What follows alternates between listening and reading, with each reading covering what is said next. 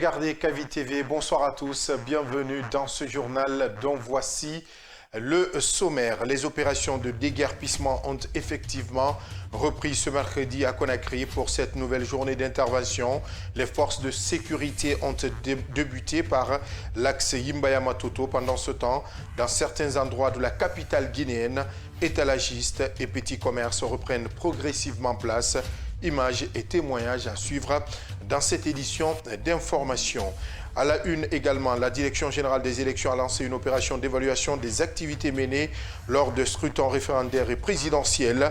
Une démarche visant à identifier les acquis, corriger les insuffisances et mieux se projeter vers les prochaines échéances électorale. Enfin, l'ONG Médecins sans frontières poursuit son retrait progressif de la prise en charge des personnes vivant avec le VIH-Sida.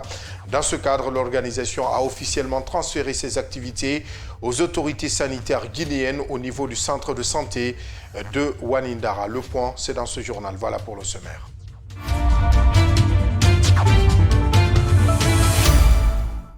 Encore une fois, bonsoir et bienvenue. Reprise des opérations de déguerpissement à Conakry ce mercredi 21 janvier 2026. Comme l'a annoncé la Direction générale de la police nationale sur l'autoroute Fidel Castro, où le lancement a eu lieu, les forces de sécurité appuyées par des gens ont dégagé les encombrants physiques allant de la tannerie au rond-point de Matoto sous le regard impuissant des occupants. Le reportage de Bangali Camara. Ce mercredi matin, l'axe Matoto-Tannery jusqu'au rond-point de Yimbaya s'est réveillé sous le bruit des machines. La reprise des opérations de déguerpissement entamée le 10 janvier dernier vise à débarrasser les abords de la route des installations illégales. Moi, personnellement, je n'ai pas été informé. Ça, c'est le premier aspect. Moi, c'est ce qui me fait mal, sinon c'est la loi. Parce que même hier, quand ils étaient en train de sillonner sur la route, moi-même, je me suis déplacé pour leur demander. Il n'y a pas de croix sur notre place, ça c'est un. C'est pourquoi aujourd'hui, je suis même parti en ville, parce que j'avais des contrats à négocier. Donc je suis parti en ville. Et à mon retour, mes travailleurs m'appellent pour me dire qu'ils nous ont dit qu'ils vont tout enlever. Donc moi, c'est ce qui me fait tellement mal. Hier, si j'étais informé, j'allais appeler les vitriers. C'est que j'ai investi pour construire ça. Et ce que je vais payer, j'allais payer hier, pour donner aux gens pour qu'ils enlèvent ça. Ce n'est pas la même chose. Moi, c'est ce qui me fait mal. J'ai investi des millions. Boutiques, kiosques, ateliers de fortune et habitations construites au fil des années sont progressivement rasés par les engins pour redonner à la ville une image reluisante. Malgré la colère de certains citoyens, Fatoumata Kumbabari est depuis plusieurs années installée dans l'une des baraques détruites.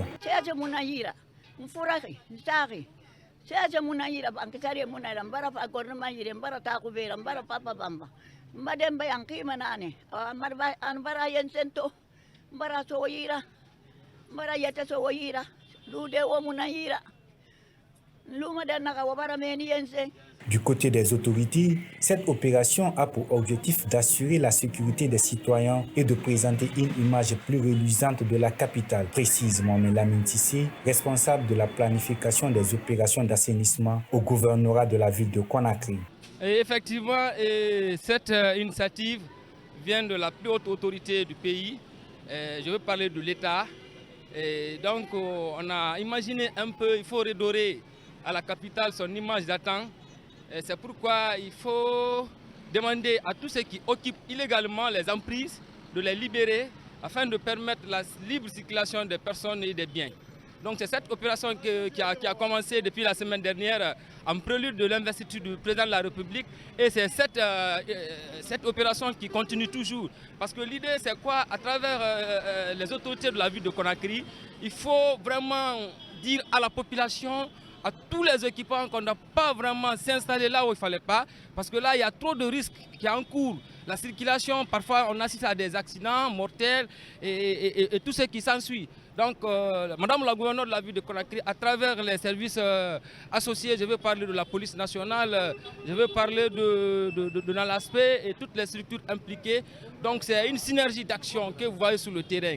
Donc, nous sommes là avec les engins. Tout ce qu'on voit, on enlève, en même temps, on les transfère à la décharge. Certains riverains saluent toutefois l'initiative, estimant qu'elle contribuera à réduire les embouteillages et les accidents de la circulation. Voilà, si c'était fait comme ça, vraiment, c'est normal, c'est très normal. C'est très bon pour nous. Depuis au début, moi je calcule le faire là, vraiment c'est très bon.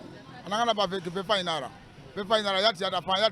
Aka konule, même nda wama, la jere bri ka lunaki. Kona krikere marade, ana be da be kwa zamade. La jere bri ka fika fan. C'est bon pour nous et c'est bon pour la population guinéenne. Parce que la route était un peu désesserée. C'était un peu désesseré. Maintenant c'est bon de dégager des personnes qui sont sur la route. C'est pas bon parce que d'abord c'est la route de l'État. Et ils ont bien fait de faire dégager les personnes qui ne sont pas engagées et sur la route. Dans les prochains jours, les autorités assurent que l'opération de déguerpissement sera étendue aux autres artères principales du Grand Conakry. Les mêmes opérations se sont poursuivies à Sonfonia et à la cimenterie. Et pendant que les autorités poursuivent les opérations de déguerpissement des emprises de la voie publique dans certaines zones de la capitale guinéenne, étalagistes et petits commerçants reprennent progressivement place. Une situation qui soulève de nombreuses interrogations sur l'engagement des citoyens à accompagner les réformes engagées. Le point avec Germaine Massaré. Au rond-point de Matoto, les voies publiques étaient occupées depuis des années. Des vendeuses exerçaient leurs activités dans des conditions à risque, exposées aux accidents de la circulation. Pour Fatoumata Kamara, présidente des femmes vendeuses de Matoto, cette opération était inévitable. Respecter la loi est, selon elle, une question de sécurité et de responsabilité.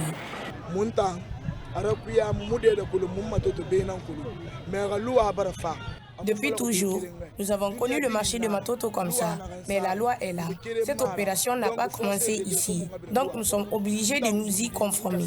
Moi aussi, je suis victime de cette situation, mais personne ne peut s'opposer à l'État. Je ne suis pas la seule concernée.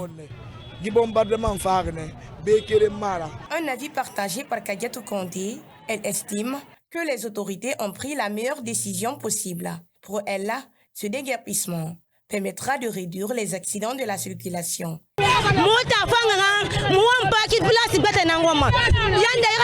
C'est une bonne opération. Nous voulons qu'elle continue. Dites-le au président qu'il cherche une solution pour nous. C'est le père de la nation. Et tout ce qu'il fait, c'est pour notre bien. S'il agit ainsi, c'est pour nous protéger. Malgré ces opérations de déguerpissement, au marché de Kouza ce mercredi, certaines vendeuses ont réoccupé les abords des rails, reprenant timidement leurs activités. Une réalité qui pose la question de l'efficacité durable de ces opérations face à l'occupation anarchique des voies publiques. Dans le même registre, après les opérations d'assainissement menées à Conakry à la veille de l'investiture du président Mamadi Doumbouya, les ordures refont surface sur plusieurs axes de la capitale. Un retour des mauvaises pratiques qui renvoie à la question de la responsabilité citoyenne dans la préservation du cadre de vie. C'est un reportage de Mohamed Lamine Dafé et Moussa Kamara. Suivez. Du rond-point de Kouza à Bambeto, sur la route Le Prince, les déchets s'accumulent à nouveau sur les artères publiques. Des zones pourtant assainies il y a quelques semaines pour de nombreux riverains. Au-delà des actions des autorités, c'est surtout le comportement de certains citoyens qui compromet les efforts engagés. Moi, je peux vous dire, les Guinéens, il n'y a qu'à avoir de plus de conscience. On doit regarder dans les autres pays comme le Sénégal, le Libéria, le Côte d'Ivoire. Leur pays est extrêmement propre. Et nous aussi, on doit avoir une prise de conscience pour avoir un assainissement pour rendre notre pays propre. Que les gens arrêtent de jeter les ordures sur la société. Nous qui vendons en bordure des routes, ce sont nous les premières victimes. Chaque fois que nous interpellons quelqu'un, il va payer cher. À Koloma, comme à Châteauroy, des individus continuent de déverser leurs ordures, souvent la nuit. Des actes qui interrogent sur le respect des règles communes et l'engagement citoyen dans la lutte contre l'insalubrité. Les gens viennent pendant la nuit, nous on n'est pas là, ils viennent, ils jettent les ordures. Le matin on vient, on trouve les ordures ici. Voilà ce que vous voyez ici. Et chaque fois, on est là à mettre le feu sur les ordures. Nous avons eu beaucoup de disputes ici à cause de ces ordures. Les gens sortent vers 4 heures du matin pour les déverser à notre insu. Nous souhaitons que toute personne interpellée soit sanctionnée avec une amende d'1 million à 1 500 000 francs. Depuis avril 2022, le gouvernorat de la ville de Conakry a mis en place une brigade de salubrité pour renforcer la lutte contre l'insalubrité. Mais au-delà, la propriété de la capitale reste avant tout l'affaire de tous. Sans civisme et sans changement de comportement, les efforts d'assainissement resteront fragiles et temporaires. Je vous le disais au sommaire, après l'organisation du référendum du 21 septembre 2025 et de l'élection présidentielle du 28 décembre de la même année, la Direction générale des élections a lancé une vaste opération d'évaluation des deux processus électoraux. Cette initiative vise à dresser le bilan des acquis, à relever les insuffisances et à mieux préparer les prochaines échéances. À cet effet, des animateurs d'ateliers sont actuellement formés en vue de leur déploiement dans les préfectures et les communes de Conakry. Guy Babari et Ansou Baïlo Baldé pour le compte-rendu. Ils sont 46 animateurs qui seront déployés dans les préfectures et les communes de Conakry pour évaluer le niveau de performance du dispositif opérationnel ayant permis la réalisation des différentes activités électorales. Une manière de capitaliser les acquis, les pérenniser et améliorer de façon continue les performances opérationnelles du système électoral guinéen. C'était la séance d'orientation des animateurs des ateliers préfectoraux d'évaluation des élections, des deux élections qui se sont déroulées au mois de septembre et de décembre, à l'effet de faire en sorte que nous ayons ce qui a marché d'un point de vue organisationnel, administratif, financier et sur tous les aspects organisationnels des élections. Puisque vous n'êtes pas sans savoir que nous allons vers des échéances qui intéressent simplement ou en grande partie les communautés à la base. À la suite des ateliers préfectoraux et communaux, une rencontre nationale sera organisée dans le même sens pour réunir tous les rapports collectés par les animateurs, informe le directeur général adjoint des élections. Ils vont aboutir à un atelier national la semaine prochaine qui va regrouper l'ensemble des acteurs et parties prenantes au processus électoral, duquel va sortir un rapport national qui sera adressé aux autorités, notamment le président de la République et l'Assemblée nationale, comme l'exige la loi, à travers le CNT qui la représente en attendant les élections législatives. Les ateliers préfectoraux se dérouleront sur 3 jours, du 23 au 25 janvier 2026, selon la Direction générale des élections. L'objectif est d'évaluer le cadre juridique et opérationnel des scrutins référendaires et présidentiels. Sur un tout autre plan, à l'ère du numérique, l'information ne circule plus uniquement par les médias traditionnels. Entre opportunités et menaces pour le journalisme, les influenceurs et vlogueurs parviennent à s'imposer suite à l'avènement des réseaux sociaux bouleversant le paysage médiatique guinéen. Alors, quelle est la place du journalisme à l'ère des influenceurs et vlogueurs? Nos reporters Hadija Kaba et Moussa Kamara ont posé la question à un spécialiste. Suivez leur reportage. Pour Dr Bengali Kamara, l'émergence des influenceurs et vlogueurs contre les journalistes a davantage de réactivité. Les influenceurs, avec des millions d'abonnés à leur actif, produisent des contenus parfois non vérifiés au détriment de la rigueur. Contrairement aux journalistes soumis au respect des règles éthiques et déontologiques. Ils invitent par ailleurs les médias traditionnels à adapter leur programmation afin de capter l'audience. Moi, je pense que c'est plutôt ça amener les journalistes ou les médias à être plus prompts et plus alertes.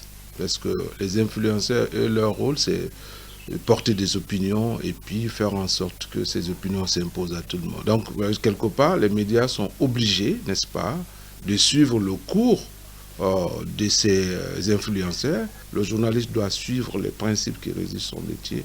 Il suffit qu'un média puisse adapter sa programmation sur des faits qui intéressent les gens. À la question de savoir si les influenceurs représentent une menace ou une opportunité pour le journalisme traditionnel, Dr Bengali Camara, consultant en communication, répond. À la fois une menace et une opportunité. Opportunité parce qu'ils peuvent évoquer des sujets auxquels les journalistes n'ont pas souvent accès ou bien n'ont pas connaissance. Et ça leur prédispose en ce moment de rebondir et d'aller à la vérification de ces faits. Mais c'est aussi une menace. Une menace parce que ça peut effilocher le travail de journaliste lorsqu'il ne vérifie pas les dires des influenceurs. Lorsqu'ils tentent de les relayer en l'état sans pour autant faire un effort de vérification. Avec la montée en puissance des influenceurs, le journalisme doit s'adapter sans perdre ses valeurs. Vérifier l'information, respecter l'éthique et rester crédible reste essentiel pour garder la confiance du public, a conclu Dr Bengali Camara, consultant en communication. Et parlant de responsabilité du journaliste, cette décision de la Haute Autorité de la Communication, décision numéro 002/HAC/P/26 portant interdiction d'un site d'information en Guinée, vu la Constitution en ses articles 176 et 196, vu la loi organique L/2020/0010/AN du 3 juillet 2020 portant attribution, composition, organisation et fonctionnement de la Haute Autorité de la Communication, vu la loi organique L/2010/002/CNT de juin 2010 portant liberté de la presse, vu le décret D/2020/211/PRG/SGG du 24 août 2020 portant nomination des membres de la Haute Autorité de la Communication, vu le décret D/2020/212/PRG/SGG du 25 août 2020 portant nomination du président de la Haute Autorité de la Communication, vu le rapport monitoring de la Haute Autorité du mardi et de la HAC du mardi 20 janvier 2026, constatant que le site d'information www.comamedia.com, nouvellement créé à l'étranger, a publié une série de fausses nouvelles susceptibles de troubler l'ordre public et saper l'unité nationale en Guinée. La Haute Autorité de la Communication, après en avoir délibéré en sa séance plénière extraordinaire du mercredi 21 janvier 2026, décide, article 1er, interdiction du site www.comamedia.com pour avoir publié de fausses nouvelles susceptibles de troubler l'ordre public et saper l'unité nationale en Guinée, ce conformément aux dispositions des articles 2 et 52 de la loi organique L/2020/0010/AN de juillet 2020 portant attribution, composition, organisation et fonctionnement de la Haute Autorité de la Communication HAC de la République de Guinée et celle des articles 1er, 50 et 53 de la loi organique L/2010/002/CNT de juin 2010 portant liberté de la presse, invite les services compétents à l'application de la présente décision. Article 2. La présente décision qui prend effet à compter de la date de sa signature sera enregistrée et publiée au journal officiel de la République Conakry le 21 janvier 2026 pour la Haute Autorité de la Communication, le président Boubacar Yassine Diallo. Autre facette de l'actualité, l'ONG Médecins sans frontières a entamé il y a quelques mois un retrait progressif de son implication dans la prise en charge des personnes vivant avec le VIH-Sida. Ce mercredi, l'ONG a officiellement passé la main aux autorités sanitaires guinéennes au niveau du centre de santé de Wanindara. Ce centre a suivi depuis 2007 plus de 3000 patients. N'est-ce pas, Mamadou Tanouba? C'est en 2007 que l'ONG Médecins sans frontières a commencé à prendre en charge les malades de VIH-Sida au centre de santé de Wanindara. Pendant 19 ans, MSF s'est fortement impliqué dans la lutte contre cette maladie. Son aide a été d'une grande utilité dans le combat contre le sida. Le retrait progressif de MSF, après tant d'années d'efforts dans la prise en charge, signifie que le personnel sanitaire guinéen est aujourd'hui suffisamment formé pour continuer la lutte. Ce qui a été fait ici depuis 18 ans, c'est vraiment un support en termes d'infrastructure, en termes de laboratoire, en termes d'intrants, en termes de formation au personnel. Il y a une équipe derrière vous, une équipe de médecins, d'infirmiers extrêmement motivés, extrêmement bien formés. Il y a une directrice absolument incroyable qui est encore mentorée, elle le dit elle-même, par l'ancienne directrice. Donc vraiment une histoire très forte de personnes, d'humains qui ont gardé vraiment le patient au centre et qui ont tout fait pour que le patient puisse avoir vraiment son traitement et qu'on puisse le prendre en charge quand il commence, si un patient commence à se dégrader, qu'on puisse le prendre en charge très très vite. Ce départ de MSF Belgique constitue une véritable crainte pour la présidente du réseau guinéen des associations des personnes infectées et affectées par le VIH-Sida, notamment le cas de la prise en charge des adolescents. Ma profonde inquiétude va à l'encontre de ces enfants et adolescents qui sont séropositifs, qui étaient suivis, qui étaient pris en charge par MSF Belgique aujourd'hui. Donc je lance un cri de cœur à travers votre micro à l'État guinéen et tous les partenaires techniques et financiers qui sont là présents, de penser à ces enfants et adolescents qui sont suivis dans cette structure pour les accompagner dans la prise en charge nutritionnelle. Le Comité national de lutte contre les IST-Sida voit en cette passation une opportunité de prendre ce combat à bras le corps. Nous continuerons à faire la dispensation des médicaments, à supporter, à collaborer avec le personnel de santé. Nous garantissons également le suivi des patients en leur offrant des soins de bonne qualité. Le centre de santé de Wanindara est aujourd'hui une référence pour la qualité des soins qu'il offre aux patients du VIH-Sida grâce à l'expertise reçue de MSF pendant ces 2 décennies de collaboration. Un mot de sport pour terminer. Le Sénégal est sacré champion d'Afrique. Une victoire arrachée au terme d'une finale intense, marquée par des faits inédits, parfois inattendus, mais surtout révélateurs d'un état d'esprit. Car au-delà du trophée, on retient avant tout que les Sénégalais se sont battus sur tous les fronts. Quand le Sénégal gagne ensemble et la Guinée se saborde, c'est un billet signé Zakaria Kamara. Le Sénégal a gagné dans les tribunes, il a gagné dans la rue, il a gagné dans les cœurs. Un peuple debout derrière son équipe, des stars comme Oumar Sy, fière, visible, bruyante, sans calcul d'image. Quand le drapeau sénégalais est en jeu, tout le monde se lève. Voilà ce qu'on appelle une nation. Pendant ce temps, la Guinée regarde et commente, souvent mal, souvent contre elle-même. Chez nous, le patriotisme est devenu optionnel. Encourager l'équipe nationale, facultatif. Défendre l'image du pays, suspect. Critiquer, insulter, dénigrer, priorité nationale sur les réseaux sociaux. La Guinée est l'un des rares pays où certains citoyens deviennent experts dans l'art de torpiller leurs propres symboles. Même quand il n'y a rien à gagner, même quand le pays a besoin de soutien, même quand le silence serait plus digne que le vacarme, le Sénégal avance parce qu'il comprend une chose simple. On règle ses comptes après le combat, jamais pendant.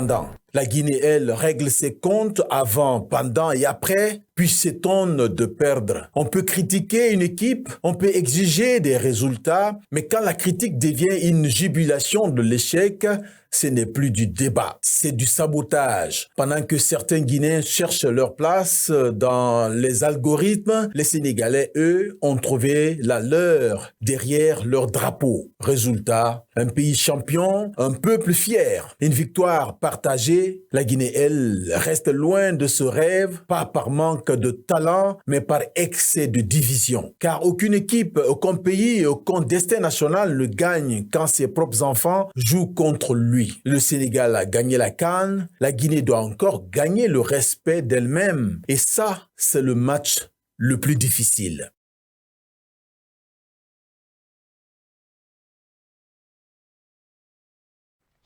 C'est la fin de ce journal. Merci à tous de l'avoir suivi. Nos programmes continuent sur KVI TV, la télé du développement et de l'entrepreneuriat.